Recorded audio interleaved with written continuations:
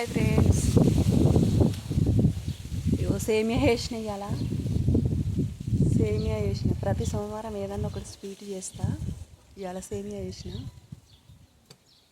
బర్రెపాలు ఉంటాయి ఇంట్లో, అందుకనే సేమియా చేసిన. మీకు ఒకటి చెప్పాలనుకుంటున్నా, బర్రెపాలు చిన్నపిల్లలకు తాపిన మంచిది, దొరికితే తాపితే. లేదంటే దొరకకుంటే ఆ ప్యాకెట్ల పాలు తాపపోయినా నష్టమేం లేదు. బర్రెపాలే ఈరోజు పిండిన పాలు ఈరోజు 10 గంటల వరకు ఉంటాయి. 10 దాటిందంటే పగిలిపోతాయి. ఒకవేళ ఫ్రిడ్జ్లో పెట్టినా కూడా తెల్లారి తాగితే స్మెల్ అలాగొస్తుంది, టేస్ట్ అలాగుంటుంది. కాబట్టి ఆ పాలు నిల్వ చేయడానికి ఏం కలుపుతురు, అందులో ఆల్కహాలే కలుపుతురు మొత్తం మీద.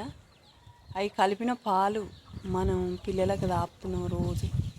బర్రెపాలు దొరకని వాళ్ళు ఏం చేస్తారు, ఈ ప్యాకెట్ల పాలే గది కదా, అయ్యే తాపుతురు. అవి తాపకురు దయచేసి. దొరికితేనన్నా బర్రెపాలు తాపురు, లేదంటే ఊకోరు. నష్టం ఏమన్నా ఉందా? రోజు తాపడం వల్ల రోజుకొక రోజు ఆయుష్ తక్కువైతుంది తప్ప వాళ్ళకి బలం కాదు వచ్చేది. బలం వస్తుందని మా పిల్లలకు మేము రోజు పాలే తాపుతున్నాను, మీ తృప్తి అంతే తప్ప రోజు తాపడం వల్ల రోజు అంతే వాళ్ళకి ఆయుష్ తక్కువైతుంది. ఇప్పుడు మందు తాగితే మగోళ్ళకి ఎట్లా హెల్త్ ఖరాబ్ అవుతుందో ఆ పిల్లలకు కూడా గంతే. బాయ్. అదే నేను చెప్పాలనుకుంటున్నా. దొరికితే బర్రెపాలు తాపురు, లేదంటే ఊకోరు. ఈడ దుకాణపోళ్ళే రోజు ప్యాకెట్ల పాలేమో అమ్ముతారు, రోజు హాఫ్ లీటర్ వాళ్ళు కొంటారు బర్రెపాలు. ఇక తెలుసుకోవాలి మనం దాని గురించి.